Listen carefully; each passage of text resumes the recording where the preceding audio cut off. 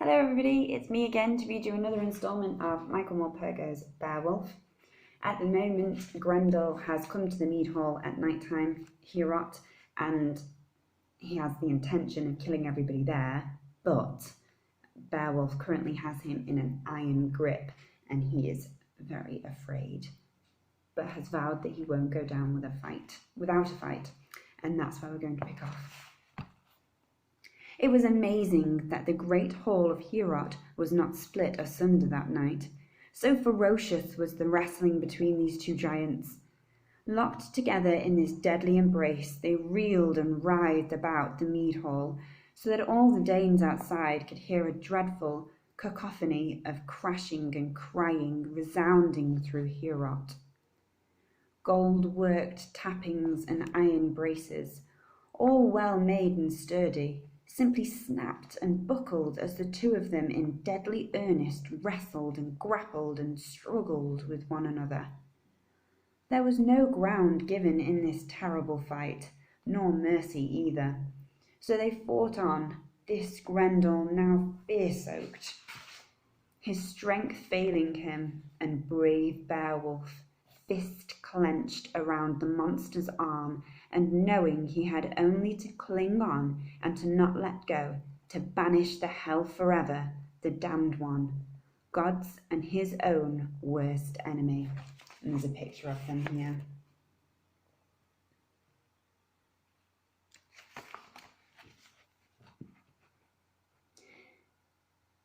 Clearly outside they had heard the monster's demon scream, his hideous howling screech.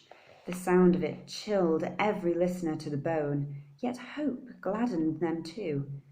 For these they knew were not human cries, but rather the strident sobbing of the beast in agony and terror. Seeing Grendel thus pinioned by the Geatish hero, and tortured and weakened by his pain, Beowulf's companion in arms drew their swords and sprang now to his side to help him in his fight, to finish, if they could, this monster's wretched life.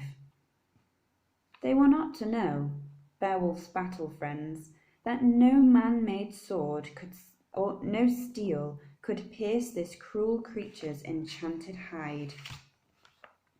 Only naked strength could end his unnatural life. Grendel understood this, and knew he was weakening, that his end must be near. He could think of no possible way to escape. Great-hearted Beowulf, sensing his sagging strength, had him still by the arm, now twisted it and turned it until the shoulder muscles split apart, the tendons snapped, the bone joints burst, and Grendel's arm was ripped and wrenched, bleeding from his body. Then Grendel fled armless and half dead already from Heorot. Over the moors he staggered and stumbled through the ferns back to his den, knowing all the while that this was his last day on earth, that his life's blood was draining from him. He was dying his death. So Beowulf the good had triumphed in his bitter fight with Grendel, the evil one. And that is another picture of Grendel there, fleeing over the moors, armless.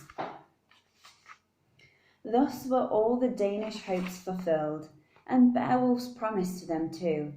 He had destroyed the great destroyer with his bare hands, saved Hrothgar's royal mead house, and the Danish people from further terrors, and given them back the sanctuary of their hearth and their home. So that everyone should know that the tyrant was truly dead, and their grief finally at an end, the hero hung high in the gables of Heorot, where all could see it and marvel at it too, the whole torn off limb, shoulder, arm, and hand, gruesome witness to the monster's violent end. The gables are, if you had the roof of the mead hall like that, the gables are sort of this bit in the middle, so it would be very tall. By the next morning the news of the great fight at Heorot had spread throughout the land. They came in their hundreds from the seashore, from the fens and the moors and the mountains, from near and far, to see this hideous limb hanging there in the hall, and then to follow the fiendish foe's last footprints through the shadowy forest and the moor mist, tracking the trail of blood to the monster's marsh pool. To this remote and dismal place the dying monster had come only hours before, the last of his blood ebbing fast with every faltering step. Here he had dived to his miserable death, his hot wound blood bubbling and boiling in the brackish waves. So he had sunk at last to his cavernous lair below, and had died there alone in his agony, to be welcomed back in hell where he belonged. Beowulf's marvellous feat was now the talk of Heorot and all the Danish lands beyond.